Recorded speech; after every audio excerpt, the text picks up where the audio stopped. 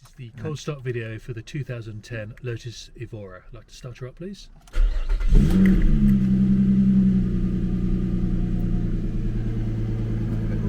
orange lump goes out after a short period.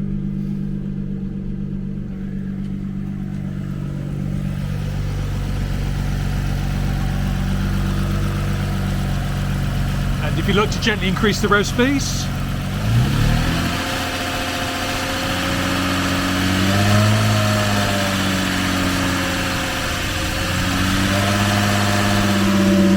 And a couple of flips, please.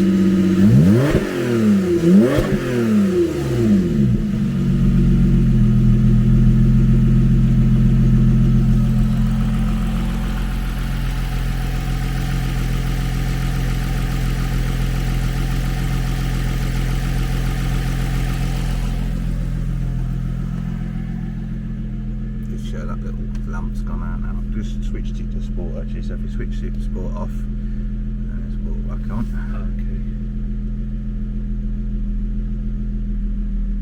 Okay. Right. They're all good.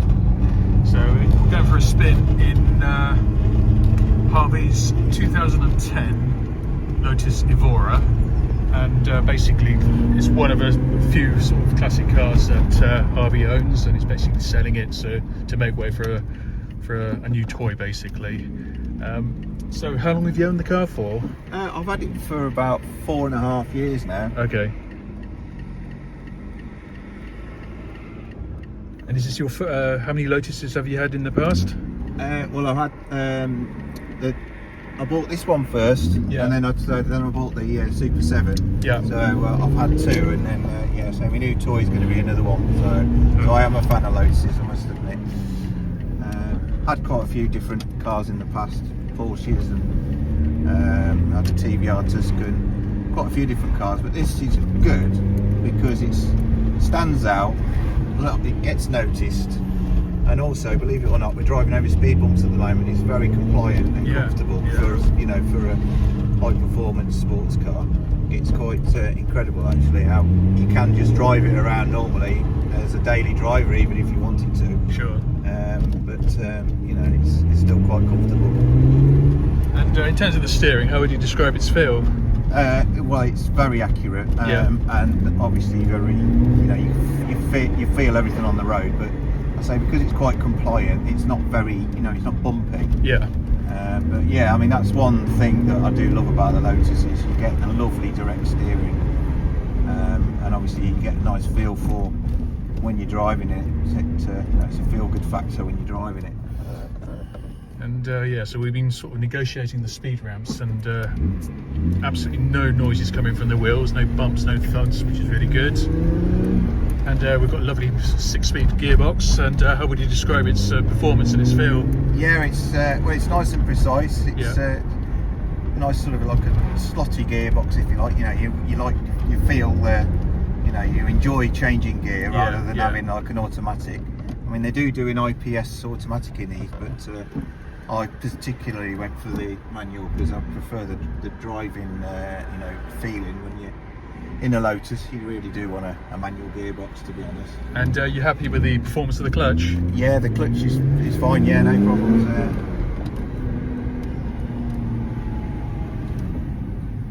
Brakes are good. Yep, as tested there, so no squeals, no judders, no nothing, and pretty good condition. In terms of dashboard functions, am I right in assuming everything works? Yeah, you've got they do install an Alpine stereo. It's a bit of an aftermarket thing. It's not the best, but it has got sat nav on it. Okay. And it's got a reverse camera as well, which is quite handy because the back window is quite small. Yeah. And then it's got cruise control, which is quite good for a Lotus. We put the window up. It's a little bit noisier because it's got the Silverstone Stage 1 aftermarket, but it's Lotus approved back box, which gives you a nice, nice noise when you put your foot down. But it's not intrusive. Yeah. All the controls all work. Everything's all nice, quite a nice feel again. With the knobs and. Got defrost. You've got full-on defrost for your windows. Yeah. Air conditioning is just kicked in as well, so that's nice and cool. And in terms of oil pressure and engine temperature, have you experienced any issues at all? No, they all sit exactly where they should. Not had any issues.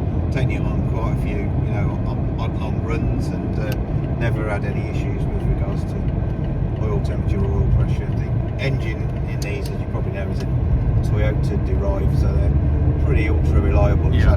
It's had a lot of service work done on it, on regular intervals. Just before I purchased it, it actually had the clutch replaced. Yeah. So that was at about 48,000 miles, and that was done at PJS Lotus, who are the specialist Lotus dealers, and they did all that. So that, and then I've took it back to them since, and I've had service oil change and had the brake fluid change as well. It's got 4 Pirelli tyres all round, so it's got the correct tyres and all got good tread on. Brakes are all in good condition.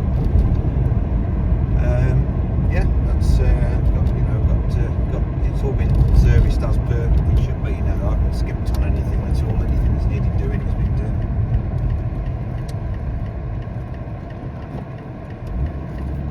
I have to swing round it.